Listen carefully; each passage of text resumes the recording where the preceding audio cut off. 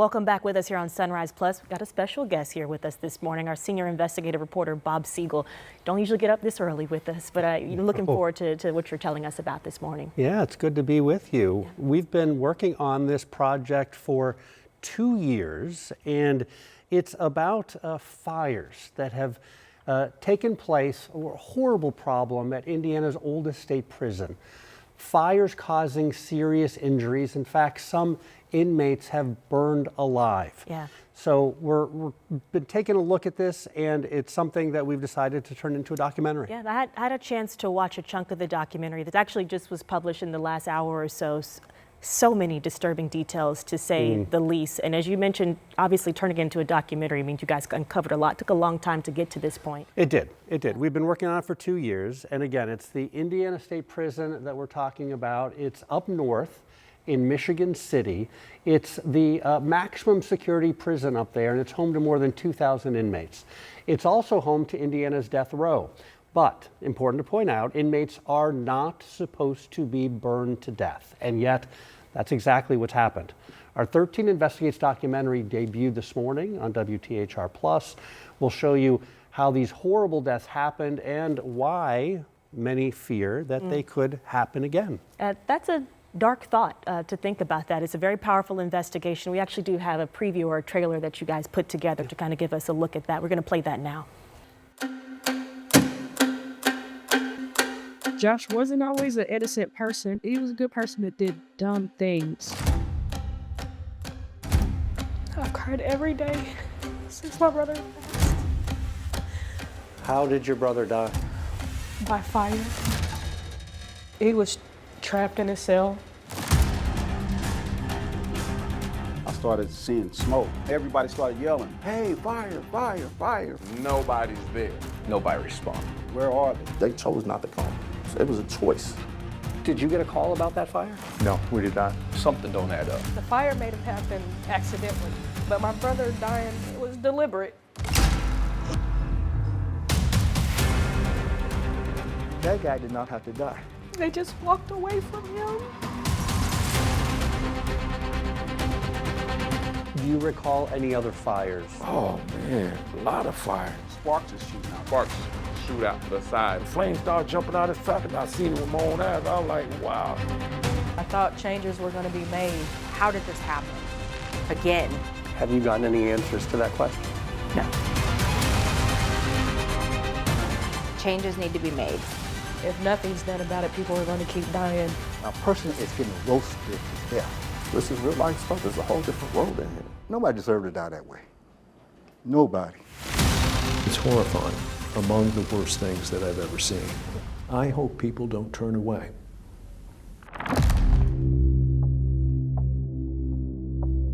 want to remind you that you can watch that full documentary as it is streaming right now here on WTHR+. But as we just saw, we talked about some of the family members that you spoke with, and we can see that you actually speaking with inmates in the prison at that time. Yes, we were allowed to go into the prison to be able to talk to the inmates. We appreciated that, but we should also point out that the prison denied our requests for the vast majority of documents detailing what happened in these fires. And they also denied our request for the actual video that shows exactly what happened during these fires. And I've got to tell you, that video is really disturbing.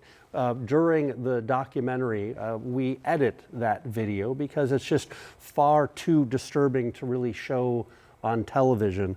But the video raises some really fascinating and important questions. How did the fires happen in the first place?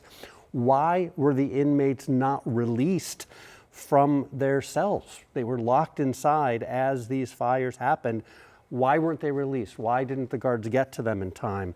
The Department of Correction would not allow us inside the cell houses where these happened.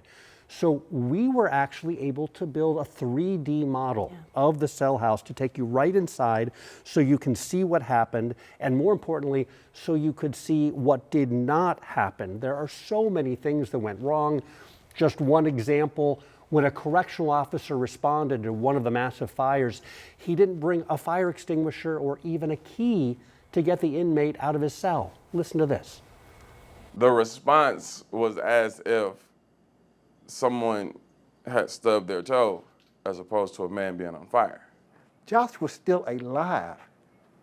Those few moments, if he had brought those keys with him, that man, I wouldn't be here, I wouldn't be talking to you. I wouldn't be talking to you right now. They just walked away from him. They could have saved him then. They just walked away. My brother could be free today. If they had just made the choice to save his life.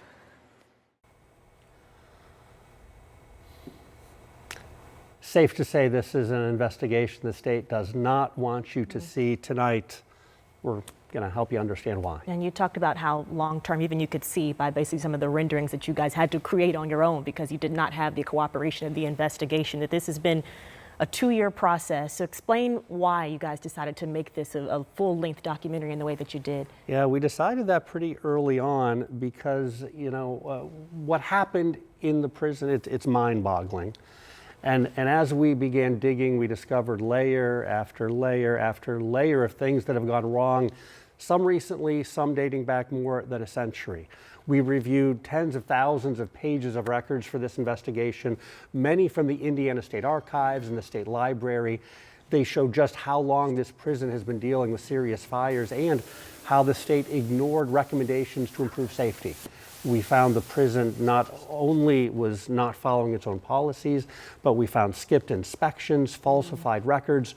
We've compiled all of that into the documentary. Yeah, and as I said, I got to watch a chunk of this morning as it is now. You can see it here on WTHR Plus. It's called Burned Alive. You can find it streaming here on WTHR Plus. But we want to remind you that you can watch along tonight at 9 right here on WTHR. Yes. It's when you would usually see Dateline. Yes, Yeah. We've got the hour special tonight, and you can see the full director's cut on WTHR Plus. All right, well, thank you for being here, and we'll look forward to seeing this long-term investigation a little bit later.